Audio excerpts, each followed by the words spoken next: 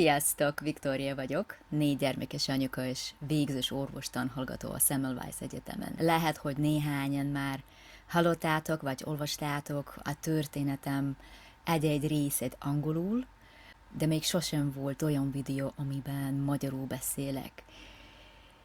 Azért, mert őszintén szólva nem éreztem magam elég bátornak vagy magabiztosnak hozzá, de aztán rájöttem, hogy a nyelvtudásom talán sosem lesz tökéletes vagy hibátlan, amúgy sem létezik tökéletes pillanat, úgyhogy úgy döntöttem, hogy egyszerűen belevágok most minden hibámmal és minden tökéletlenségemmel együtt. Mostantól szeretnék egy kicsit többet megmutatni az utamból magyarul is, úgyhogy nyugodtan javítsatok ki a kommentekben, ha valamit rosszul mondok, mert biztos lesz ilyen. Sokan kérdezitek tőlem, hogy hogyan kerültem Magyarországra, miért éppen az orvosit választottam, ráadásul a 4 gyerek mellett, és miért pont most, miért nem korábban, és a többi. Néha olyan kommenteket is látok, amelyekben arról vitatkoznak az emberek, hogy biztos milyen gazdag vagyok, vagy mennyi segítséget kaphattam, anélkül, hogy bármit is tudnának a valódi történetemről. Pedig az igazság az, hogy nagyon szerény körülmények közül jövök, és az életem kezdete nagyon nehéz volt, nem tudtam követni az álmaimat korábban, és utána ide költöztem Magyarországra, fiatal felnőttként, és szintén nulláról kellett felépítenem az életemet. De ezekről majd másik videókban mesélek nektek. Ebben a legelső videóban arról szeretnék beszélni, hogy honnan is származom. És számomra ez nagyon nehéz kérdés, azért, mert a gyerekkorom nem volt olyan egyszerű vagy szokványos. Én Kínában és Vietnámban nőttem fel egy olyan multikulturális, többnyelvű családban, és sokat költöztünk. Létezik olyan kifejezés, hogy harmadik kultúrájú gyerek, olyan embert jelent, aki a gyerekkorának jelentős részét olyan országokban tölti, ahonnan egyik szülő sem származik. És gyakran maguk a szülők is 2 vagy több különböző kultúrából jönnek.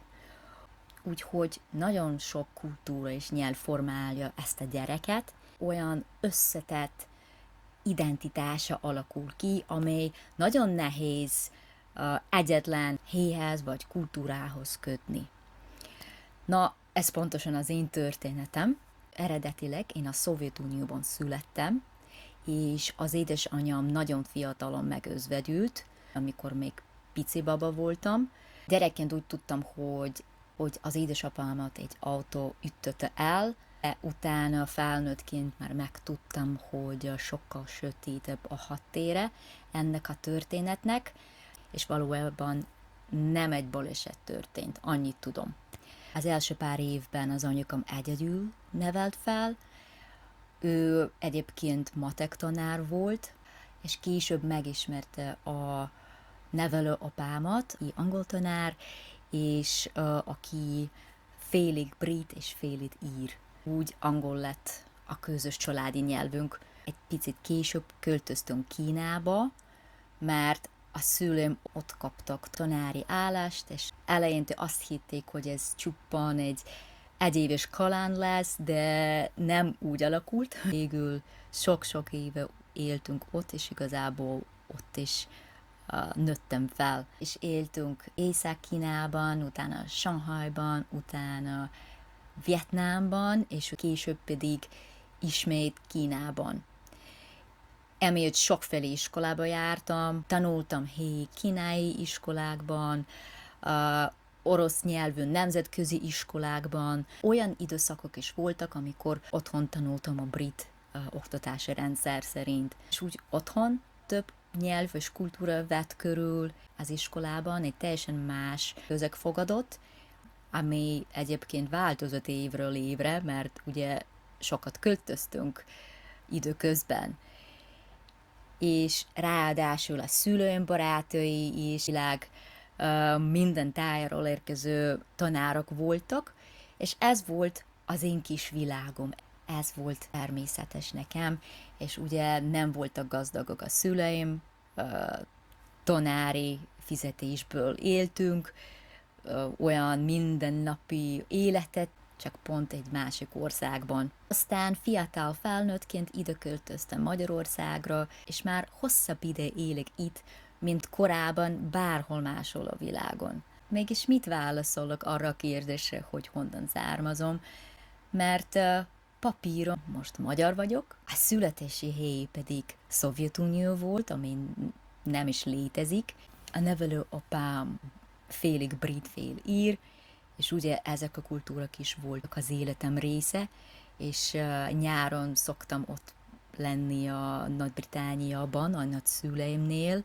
Ez anyukám oroszul beszélt hozzám, de sokáig kínai iskolába jártam.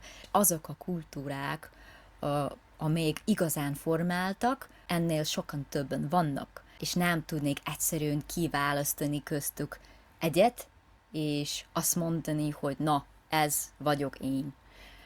És egyrészt csodálatos dolog így felnőni, mert megtanulsz könnyen alkalmazkodni, rugalmasnak lenni, nyitottnak lenni, és tisztelni a különbségeket, és elfogadni, hogy a saját nézőpontot és az életmódot nem az egyetlen lehetséges, és nem az egyetlen helyes sem.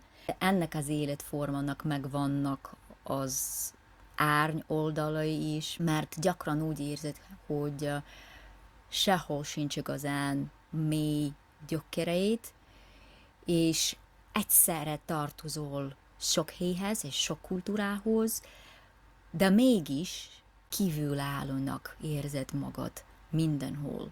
Ez pedig időnként nagyon magányos érzés lehet. Talán ez a legőszintébb válasz, hogy sok helyi nyelv és kultúra formált azzá, aki ma vagyok. Ha érdekel benneteket, a következő videókban szívesen mesélek még sok-sok mindenről, de addig is köszönöm, hogy velem voltatok. Találkozunk legközelebb. Sziasztok!